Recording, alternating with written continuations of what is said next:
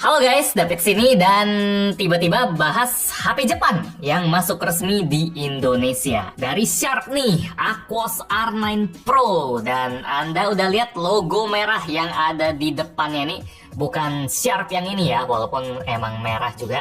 Tapi yang di bawahnya ini nih. Merah bulat-bulat. Leica coy. Ternyata Leica nggak eksklusif sama Xiaomi dong ya. Sharp juga dia gandeng. Menang banyak dia. Selain ngandelin collab sama Leica, kamera HP ini juga punya sensor yang super gede, 1 inci plus, yang secara teori bisa nangkap cahaya yang lebih banyak dari HP-HP flagship semacam iPhone, Vivo, Samsung, Oppo, lewat semua. HP-HP bagus ini sensor kameranya masih di bawah 1 inci. Cuma HP flagship Jepang yang konsisten ngasih sensor 1 inci lebih. Flagship Sony juga gitu sih. Tapi Sony nggak berani main di pasar Indonesia. Kalau Sharp gas aja dulu. Nanti kita bandingin sama kameranya Vivo X200 Pro ya. Harganya sama soalnya. Let's go, kita mulai unbox. Bentar, tadi saya belum info harga ya. Sharp Aquos R9 Pro ini dijual resmi dengan harga 17.999 juta, 18 juta. Pas video ini dibuat masih masa PO ya di official store-nya Sharp. Ini harga yang terlihat sangat berani ya, langsung nantang flagship lain. Sekarang mari kita lihat kotaknya dulu. Di sini ada logo Sharp yang sudah sangat sering kita lihat di AC, mesin cuci, air purifier. Ini merek elektronik yang udah sangat kita kenal di Indonesia. Nah, oh, ini juga mereka ada membuat masker. Jadi waktu COVID kemarin mereka juga ada ya gini lah, masih ada isinya. Masih ada isinya sampai udah debuan karena untungnya kita udah nggak wajib pakai masker lagi. Makanya sekarang Sharp beralih menjadi produsen HP. Nggak jual masker, sekarang jual HP yang serem ya. Di sini bulatannya gede banget kameranya. Ada logo Leica, ada Vario Summicron, terus ini ada spek HP-nya. Dan di bawah sini ada nama dari HP-nya, Aquos R9 Pro co-engineered with Leica. Bukan di Huawei doang, bukan di Xiaomi doang, tapi Sharp juga. Terus di sebelah kanan sini berasa lagi lihat spare part air purifier atau spare part TV atau mesin cuci gitu ya, karena kita udah kebiasa gitu. Sharp emang jarang-jarang masukin HP ke Indonesia, sekalinya masuk langsung si flagship ini.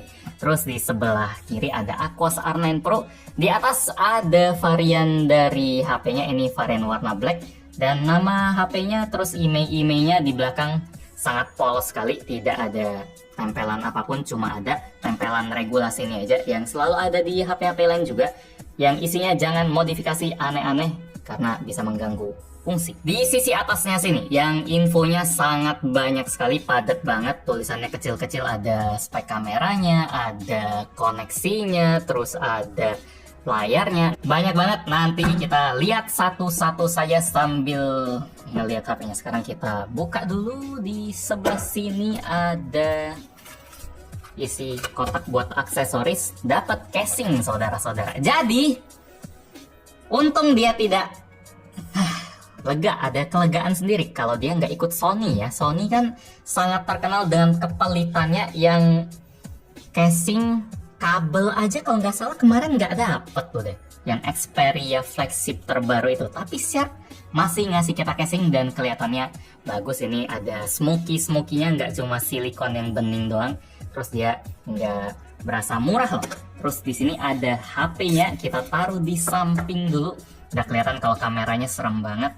Di sini ada pemisahnya, ada warranty card-nya. Jadi garansi dari HP ini juga mengejutkan saudara-saudara. 2 tahun, kalau rusak diganti baru. Kalau rusaknya yang bawaan ya, bukan rusak HP-nya pecah atau kena air yang kebanjiran atau kayak ADP gitu, bukan. Ini rusak garansi yang kita tahu normalnya lah.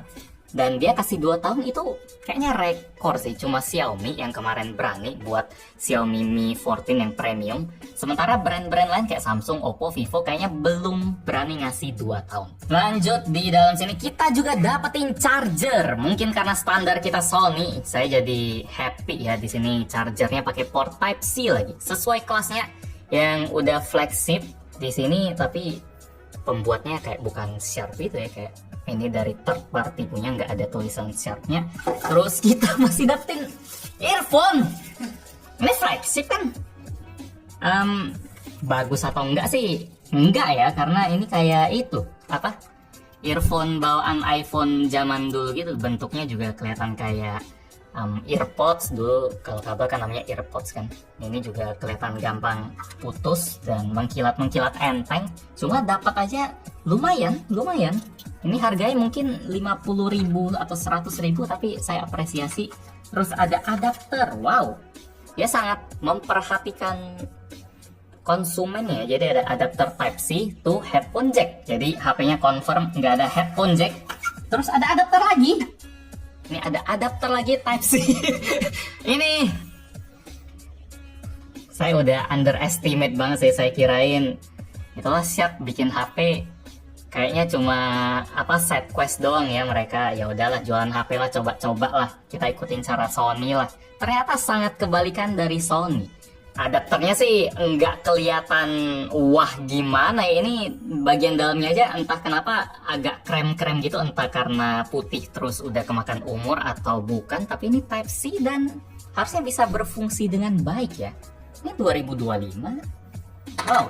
Terus kita dapetin kabel Type C to Type C loh, bukan Type A to Type C loh.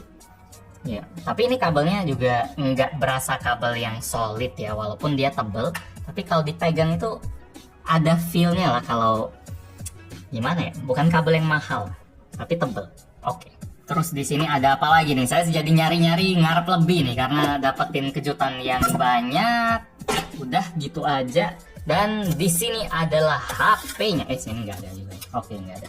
Ini adalah HP-nya. Kalau misalnya kita cuma lihat kameranya yang super gede gini, ring kamera yang makan hampir setengah bodinya, mungkin kita bakal kirain kalau ini HP Ultra kayak Xiaomi Ultra atau Vivo Ultra atau Oppo yang model kameranya sekarang lagi gede-gedenya ya. Tapi enggak, ini HP-nya Sharp yang ngikutin tren desain belakang zaman sekarang ya. Jadi dia enggak pakai desain yang jadul atau desain Sharp yang levelnya ada di bawahnya itu ada bulat-bulatan dan posisi kameranya agak unik sih, dua agak miring gitu. Coba kita lihat desain. Oh, masih ada tempelan, kita lepasin dulu. Dibuatnya di PT Adhireka Mandiri Gedung Telesindo untuk Sharp Electronic Indonesia. Entah cara bikinnya gimana atau mereka prosesnya gimana, tapi ini udah lolos TKDN, jadi oke. Wis, lepasinnya juga gampang. Kalau dari materialnya sendiri, Anda bisa tebak dari bunyinya doang. Ini adalah suara polikarbonat, saudara-saudara. Jadi ini bukan kebuat dari kaca, ini dari polikarbonat, masih plastik yang dikasih tekstur-tekstur. Jadi kalau kita gesek bunyinya ada lumayan keras. Terus ada logo Sharp yang terlihat kecil juga, jadi nggak terlalu norak. Bagian yang berasa mewahnya itu justru ada di bagian pinggirnya ini ya. Soalnya di sini besinya berasa tebel banget. Jadi tebelnya mungkin sekitar 3 mili. Biasanya ini kalau HP lain masih ketutupan kaca semua, cuma frame-nya doang yang kebuat dari besi. Tapi kalau di Sharp, besinya ditebelin di sisi kiri belakangnya ini, dan ada tulisan Aquos, terus ada tombol volume, ada tombol power, ada tombol shutter juga yang ada cekungannya gini. Jadi kalau kita senderin jari di bagian shutter ini bakal berasa lebih pas karena ada ruangnya, ada dikasih sela-selanya. Feel nekennya juga empuk, jadi nggak asal ada tombol doang, tapi ini bagian yang dipikirin banget dan bakal jadi bagian yang penting buat HP yang kameranya segede gini.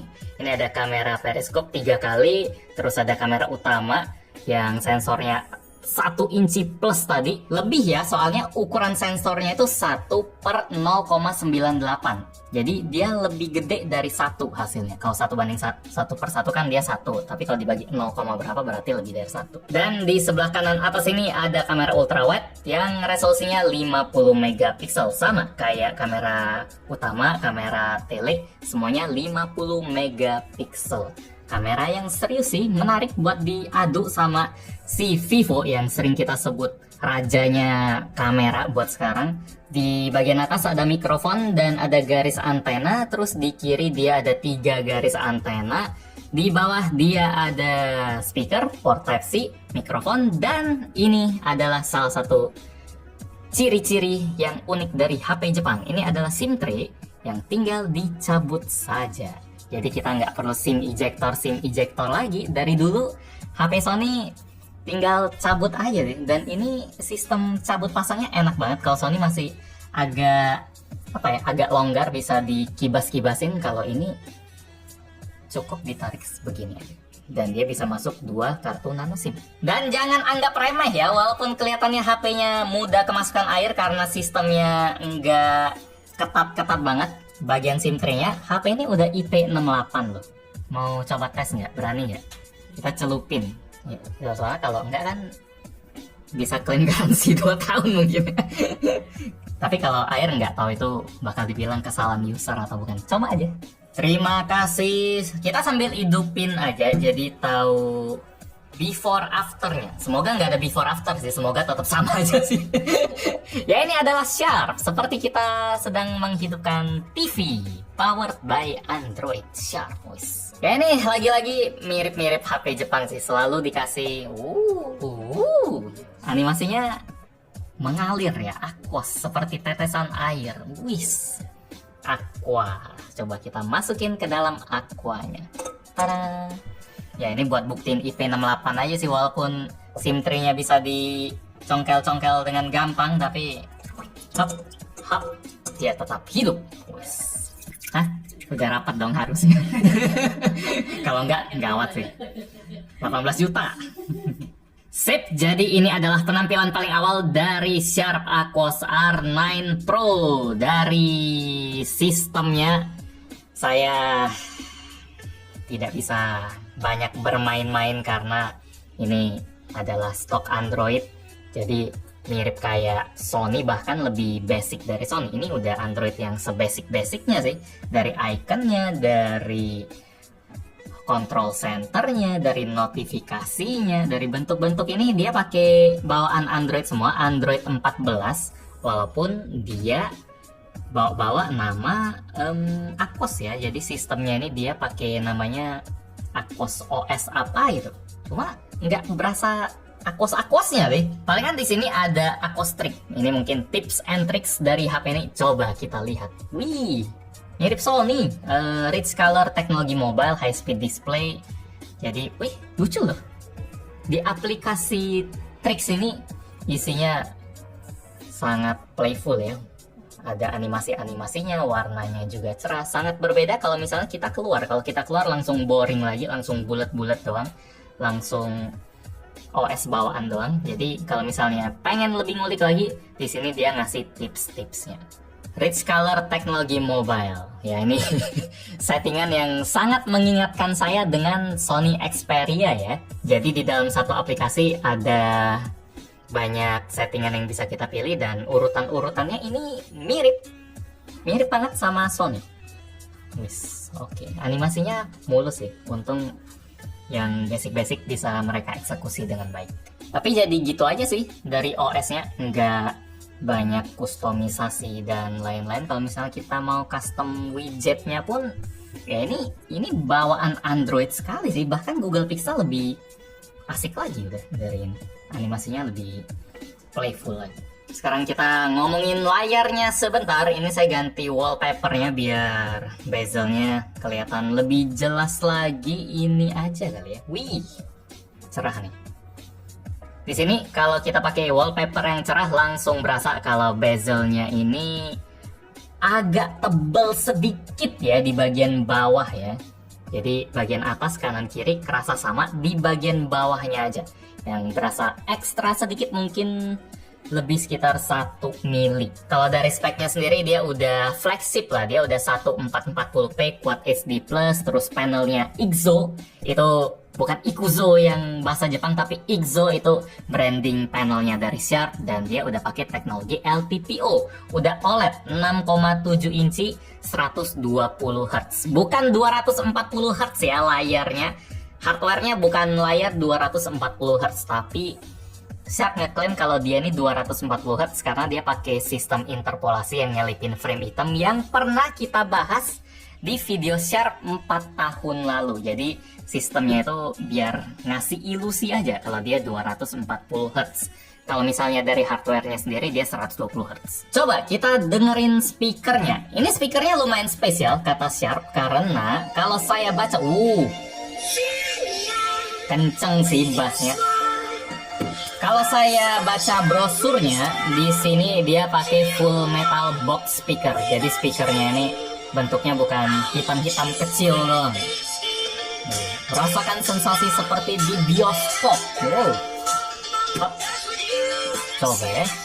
Gaya HP-nya sih kelihatan kayak HP gaming banget ini, kotak tebel, terus speakernya juga ini stereo walaupun di atasnya nggak ada lubang, jadi dari earpiece-nya bagus, seimbang.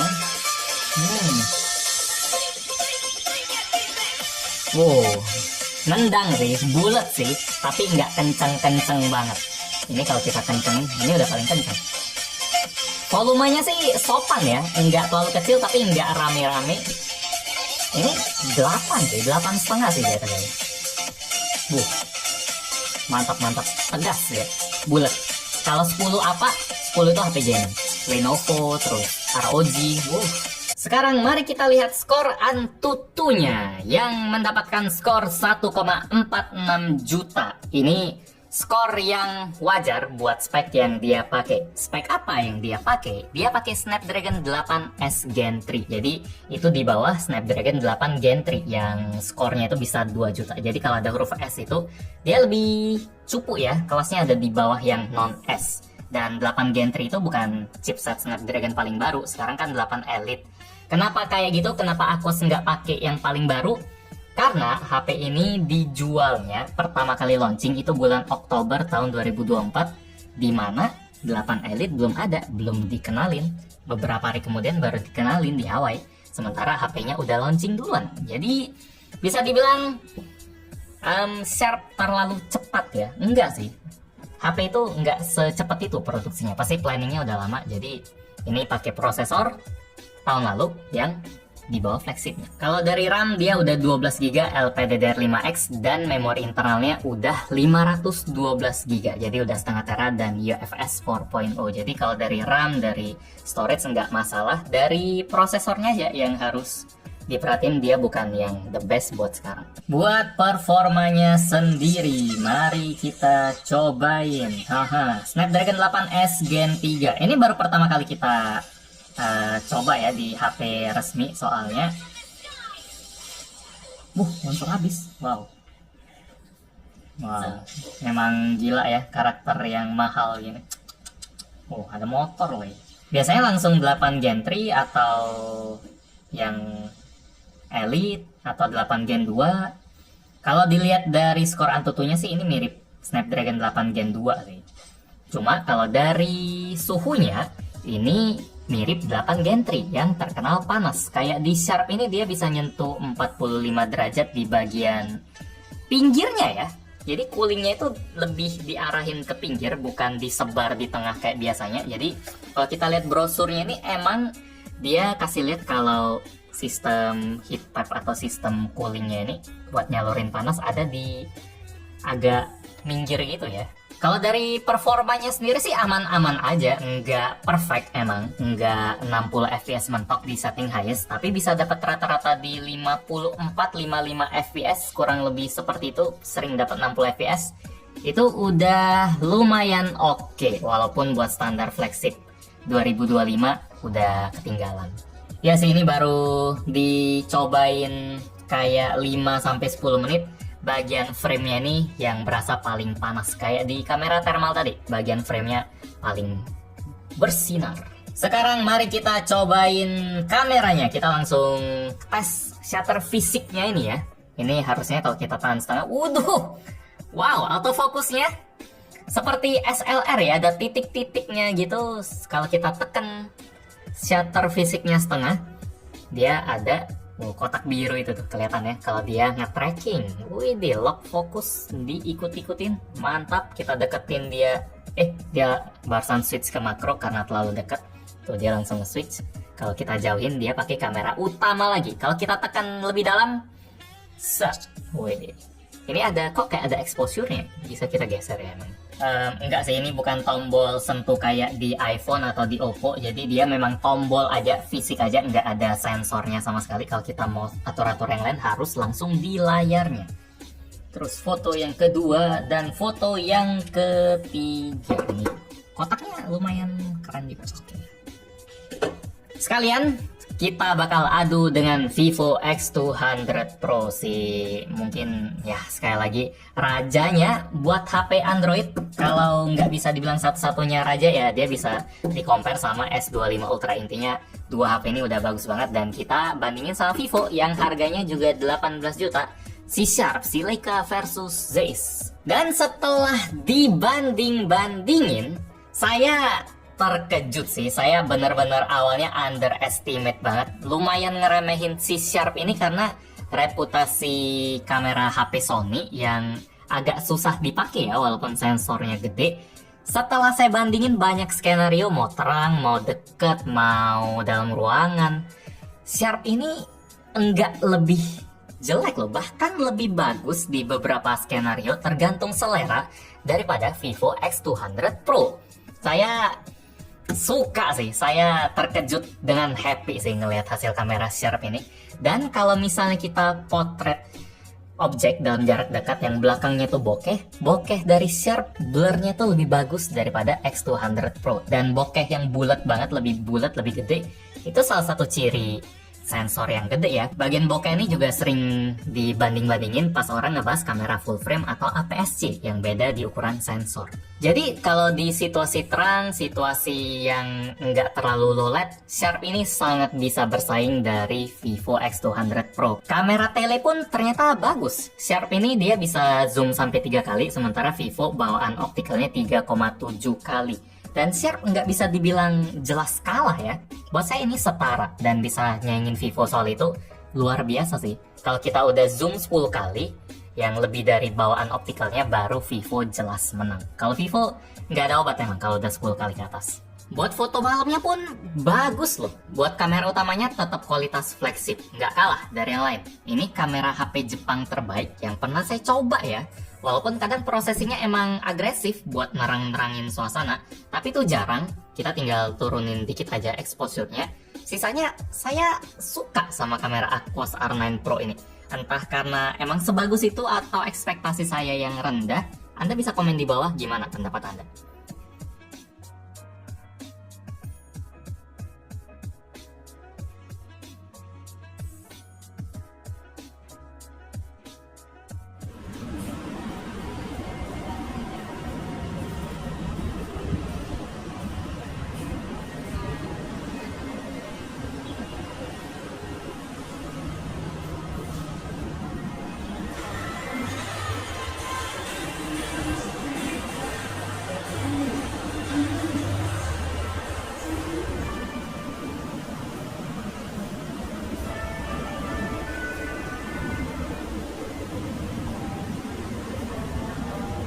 Halo, ini hasil rekaman kamera depan dari Sharp Aquos R9 Pro. Ini di resolusi 4K 30 fps.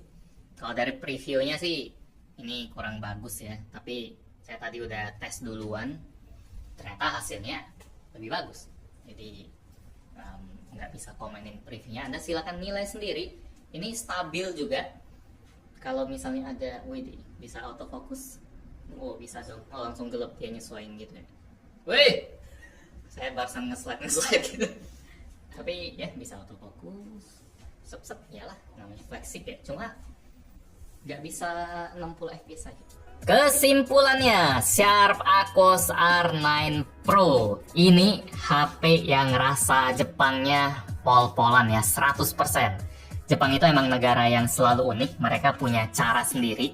Kalau kita compare sama HP China, HP Korea, Amerika, mereka berani pakai sensor kamera yang gede banget, 1 inci, pakai sistem layar yang ya bisa dibilang emang 240 Hz, walaupun ya itu ngakalin aja. Konsep desain yang selalu dipegang teguh dari dulu, dari fitur-fiturnya, tombol kameranya ini bahkan ini diikutin iPhone dan si Oppo. Terus UI yang kerasa gini-gini doang sih, HP Jepang gini-gini doang UI-nya. Tapi mereka konsisten aja, entah ini langkah yang bener atau enggak. Kalau di Jepang rasanya bener-bener aja. Soalnya fun fact, Sharp ini jadi brand yang selalu top 3 di pasar Android Jepang. Android ya, kalau sama Apple sih udah nggak kelawan. Saya pakai data 2023 soalnya laporan 2024 belum keluar. Sekarang ini masih 2025, mungkin masih disusun. Itu di Jepang. di kanan sendiri. Kalau di Indonesia, buat saya Sharp harus lebih agresif soal harga sih. Kalau pengen narik lebih banyak orang lagi, HP ini nggak jelek. Tadi kita udah lihat kalau kameranya tuh bisa banget bersaing main game berat juga aman walaupun bukan yang the best. RAM, storage semuanya kenceng. Terus baterainya juga oke. Oh ya, ini 5000 mAh.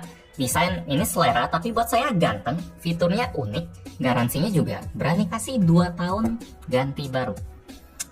HP-nya aman-aman aja, tapi bakal lebih menarik kalau dia diturunin ke bawah 15 juta. 10-12 juta lah. Di sepanjang video ini saya pajangnya HP-HP flagship dari brand lain yang Pro, yang Ultra, karena ini kelasnya harganya sama kayak si Sharp yang harganya 15 juta semua. Vivo 18, Oppo 19, Samsung 20-an, si iPhone ini walaupun belum resmi dia harganya 20-an kalau dijual.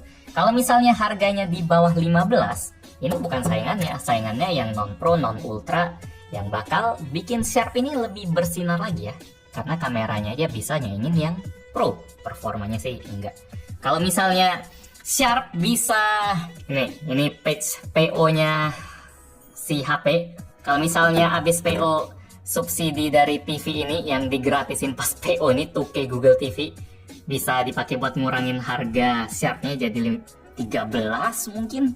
Bakal menarik banget harganya. Cuma mungkin karena PO sekalian dibanding gini ya, entahlah harganya bakal jadi berapa kalau misalnya udah nggak PO lagi. Normalnya sih tetap ya, karena PO kan lebih oke, tapi biasanya pasar HP itu selesai PO malah turun harganya tanpa bonus. Jadi gitu aja unboxing buat Sharp Aquos R9 Pro, HP yang ganteng ini. Like kalau anda suka dengan video ini, dislike kalau nggak suka. Kita ketemu lagi di video selanjutnya. Yo. Plasma cluster, nggak ada plasma cluster, hanya dari Sharp.